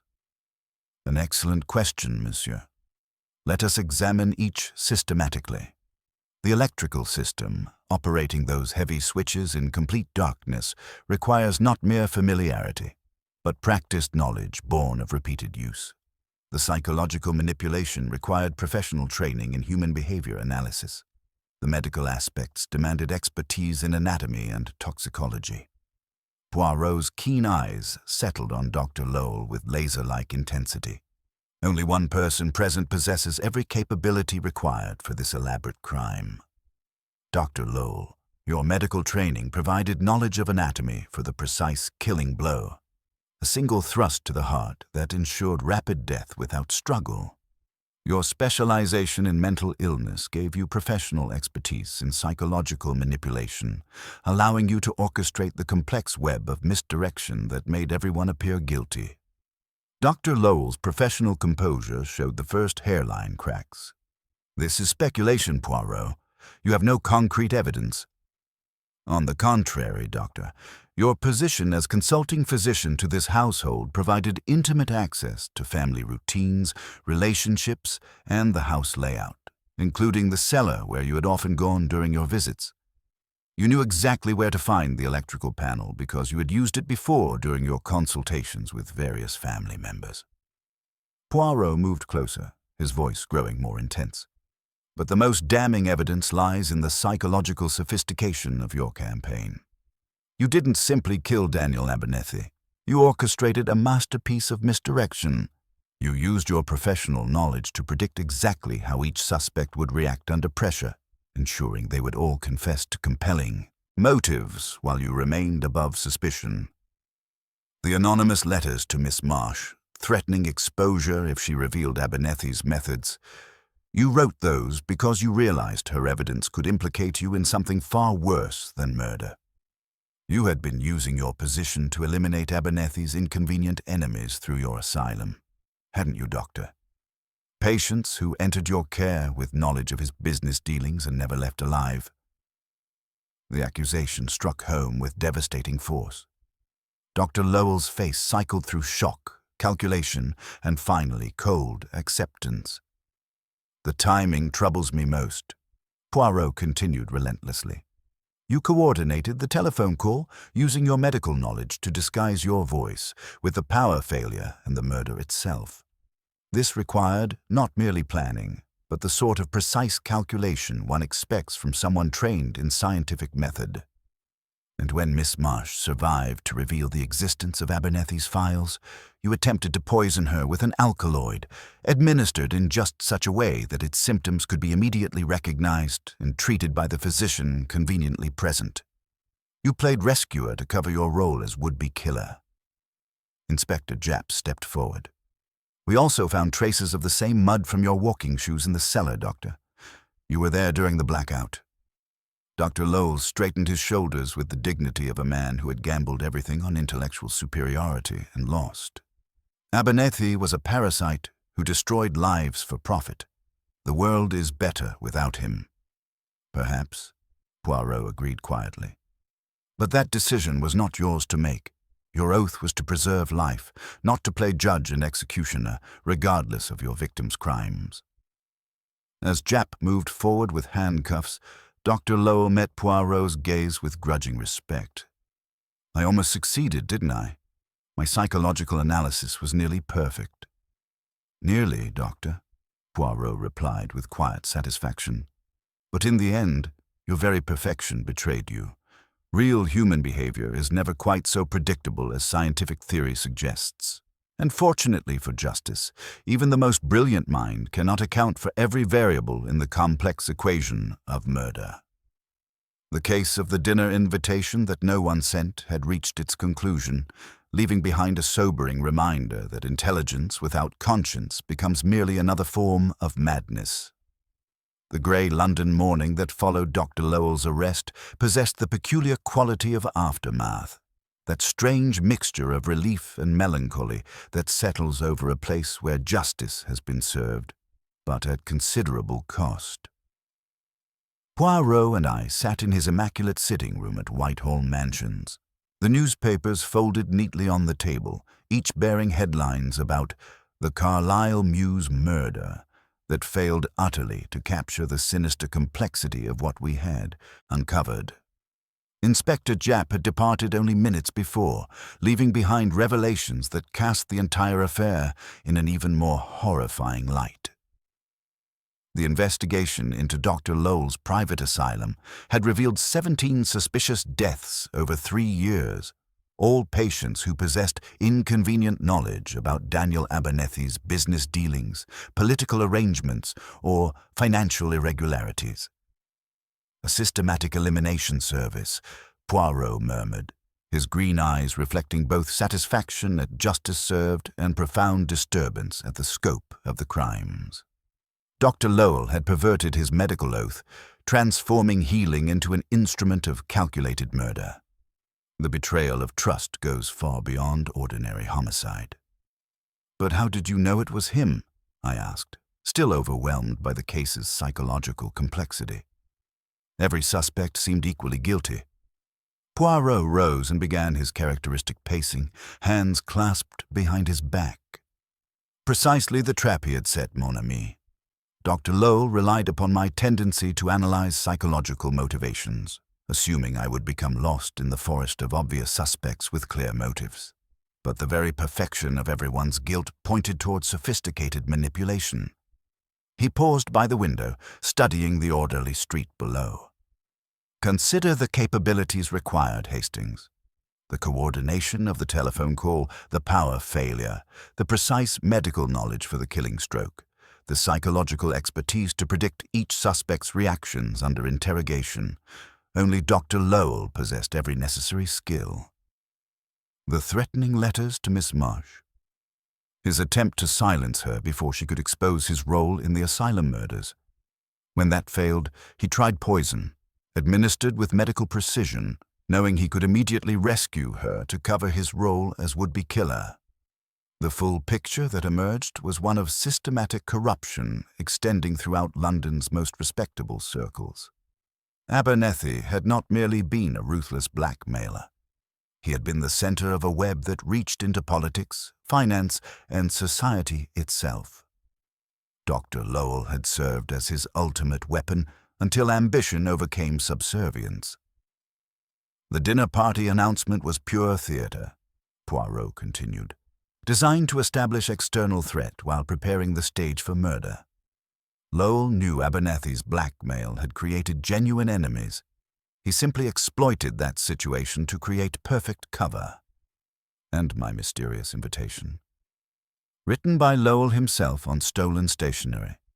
He needed a witness who would inevitably contact Hercule Poirot, someone whose presence would guarantee thorough investigation that would expose everyone's motives while his remained hidden. It was his ultimate challenge, mon ami, proof that his psychological expertise was superior to my detective methods. The irony was profound. Dr. Lowell had killed Abernethy not from noble motives, but because he had grown tired of serving as someone else's instrument of death. He wanted independence to choose his own victims and methods. Yet in seeking to prove his intellectual superiority, he had revealed the very vanity that betrayed him. Intelligence without conscience, Poirot observed quietly, becomes merely another form of madness. Dr. Lowell believed himself a scientist, yet what did he practice? Not reason, but rationalization. He told himself a flattering story in which he played moral avenger, when in truth he was simply a more sophisticated killer than his employer. As we prepared to close the case file, Poirot's expression grew thoughtful. There is perhaps one lesson to be drawn from this terrible affair, Hastings. When a man decides his private judgment is superior to justice, he takes his first step toward madness. Lowell's greatest error was assuming that intelligence alone could overcome the fundamental unpredictability of human nature. He planned for every contingency except his own perfection becoming evidence of guilt. Exactment. Real human behavior is seldom so symmetrical. When every suspect appears equally guilty, when every motive is neatly documented, when every reaction fits too perfectly, then one must ask who has arranged this tableau. The case of the dinner invitation that no one sent had revealed depths of corruption and psychological manipulation that exceeded even Poirot's extensive experience. Yet it had also demonstrated that no matter how sophisticated the criminal mind, the fundamental principles of justice and truth would ultimately prevail through careful observation and methodical reasoning. And now, mon ami, Poirot said, adjusting a vase on the mantel by the smallest fraction, we shall restore order to our own little world. All this contemplation of human wickedness has given me an appetite for something more wholesome. There is a restaurant in Soho that serves an omelette almost worthy of Belgium. Come, let us leave the murderers to the courts and nourish the little grey cells with something more pleasant. With characteristic precision, Hercule Poirot took up his hat and cane, and we stepped into the crisp London air, leaving behind another completed pattern in the complex tapestry of human nature. 3 weeks had passed since Dr. Lowell's confession and arrest, and the crisp November air carried with it the sort of clarity that follows the resolution of complex affairs. The scandal had rippled through London's most respectable circles like stones cast into still water, each revelation creating ever-widening circles of shock and recrimination.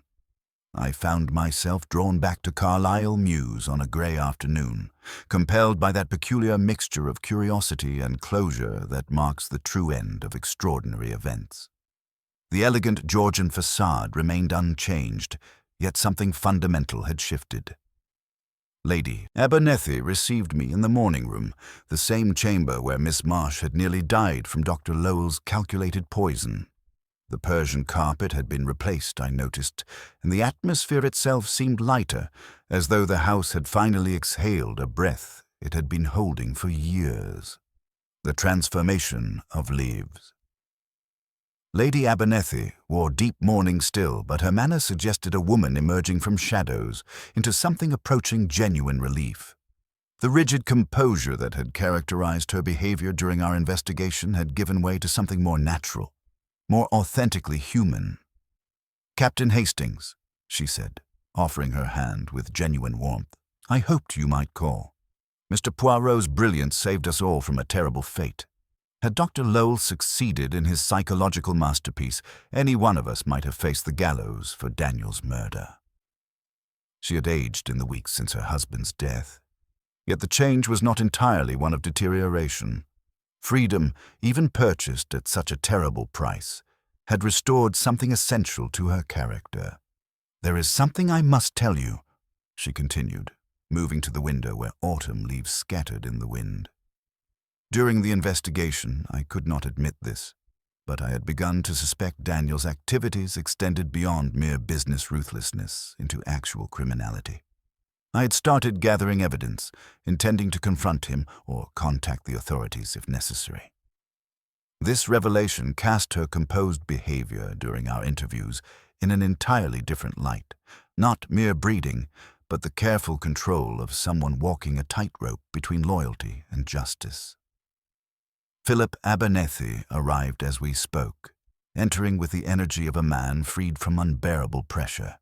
His young face had lost its strained quality, and his manner spoke of unexpected liberation found in tragedy. "Uncle Daniel's death has broken chains I didn't even realize were binding me," he admitted with startling frankness. "I'm liquidating his questionable ventures and redirecting the estate toward legitimate enterprises. The asylum will be closed immediately, with surviving patients transferred to proper facilities. We're establishing a fund for the families of those who died under Dr. Lowell's care." The other players in our deadly drama had found their own forms of resolution. Miss Marsh, recovered from her poisoning, had accepted a position with a respected London solicitor, her psychological expertise now directed toward legitimate purposes. Sir Julian Westmacott had turned his journalistic skills toward exposing the broader network of corruption, while Miss Rowntree had quietly ended her compromising affair and withdrawn from the social circles that had enabled such wickedness. Poirot's reflection on method and meaning. Later that evening, as I sat with Poirot in his immaculate flat, he offered his own meditation on the case's deeper significance. The newspapers lay folded on the table, their headlines about the Carlyle Mews murder failing utterly to capture the sinister complexity of what we had uncovered. "This case troubles me more than most, Hastings," he said, adjusting a vase on the mantelpiece with characteristic precision. "Not because it was difficult to solve, though it was, but because of what it reveals about the corruption that can flourish beneath the most refined surfaces." He settled into his chair, fingertips pressed together in contemplation. Dr. Lowell's greatest error was assuming that psychology and reason are opposed. To him, psychology was an instrument of control. To me, it is a means of understanding. He believed that by creating too many perfect motives, he would drown me in the sea of human emotion.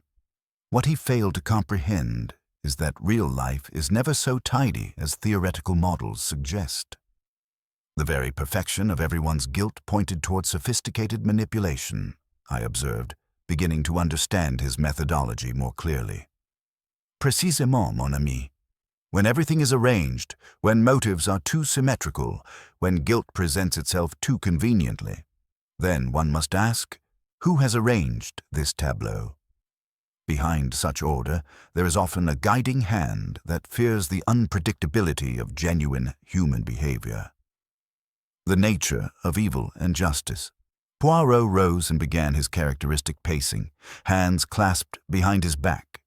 "What disturbs me most is how evil presented itself in this case, not as monstrous, but as a series of small compromises. Abernethy began, no doubt, with one piece of leverage, one rationalization. Lowell with one patient whose silence seemed medically necessary. From those first steps, the path to systematic murder becomes appallingly short. Yet justice was served, I pointed out. Justice, yes, he agreed, but justice in such matters is always retrospective. We arrive after the harm is done. We restore order, but we cannot erase suffering. Each person involved has been forced to confront the truth of their own complicity, their own compromises. That, Hastings, is sometimes a greater justice than mere imprisonment, for it forces a man or woman to look into the mirror and truly see themselves. He paused by the window, studying the orderly street below. Intelligence without conscience becomes merely another form of madness. Dr. Lowell believed himself a scientist, yet what did he practice? Not reason, but rationalization. He told himself a flattering story in which he played moral avenger, when in truth he was simply a more sophisticated killer than his employer. The lesson of the invitation. There is one final lesson from the dinner invitation that no one sent, Poirot observed as our conversation drew to its close. When you receive an unexpected summons into the affairs of others, it is wise to ask not only who invites me, but who benefits from my presence. Dr. Lowell needed a witness who would inevitably contact Hercule Poirot, someone whose presence would guarantee thorough investigation that would expose everyone's motives while his remained hidden. Your greatest contribution, mon ami, he added with uncharacteristic warmth, was not in rivaling me in logic, but in being the honest observer, the instrument that does not lie. When you described the dinner, it was your unease at the completeness of everyone's guilt that first pricked my suspicion. You remarked that their confessions seemed almost too ready. That told me at once that someone had orchestrated the emotional temperature of the room. Final reflections. As the evening shadows lengthened, Poirot made his final adjustments to the room's perfect order. Evil, no matter how sophisticated its methods or elegant its presentation, ultimately contains the seeds of its own destruction. Dr. Lowell's very brilliance became the instrument of his downfall. He moved to his collection of small objects on the mantelpiece, each positioned with mathematical precision. Justice, Hastings, is like the restoration of order to a room that has been disturbed. Each element must be returned to its proper place, each relationship correctly established. Only then can harmony be restored. The case was closed, the pattern complete. Somewhere in London, Dr. Lowell awaited trial for crimes that went far beyond a single evening's violence. Somewhere else, the survivors of his elaborate deception struggled to rebuild their lives around the terrible knowledge of what they had unwittingly enabled. Yet there was also renewal. Lady Abernethy had found freedom, Philip had discovered purpose, and Miss Marsh had transformed her expertise from an instrument of manipulation into a force for ethical practice. Even in the aftermath of such sophisticated evil, the human capacity for redemption had asserted itself. "Come, Hastings," Poirot said, taking up his hat and cane with characteristic precision. "There will be other crimes, other minds that believe themselves cleverer than justice. For today, we have restored a small corner of order to a very disorderly world. It is enough." And with that, cane tapping rhythmically upon the pavement, Hercule Poirot stepped into the London evening, already, I suspected, turning his formidable little grey cells toward whatever dark problem human nature would inevitably provide. The dinner invitation that no one sent had led us through a labyrinth of psychological deception to its ultimate truth. That justice, pursued with sufficient patience and intelligence, will always triumph over even the most elaborate schemes of the criminal mind. The affair at Carlisle Mews was concluded, but the eternal battle between order and chaos, between truth and deception, between the little grey cells and the darker impulses of human nature, would continue, as long as Hercule Poirot drew breath to meet each new challenge with his characteristic precision and unwavering moral clarity.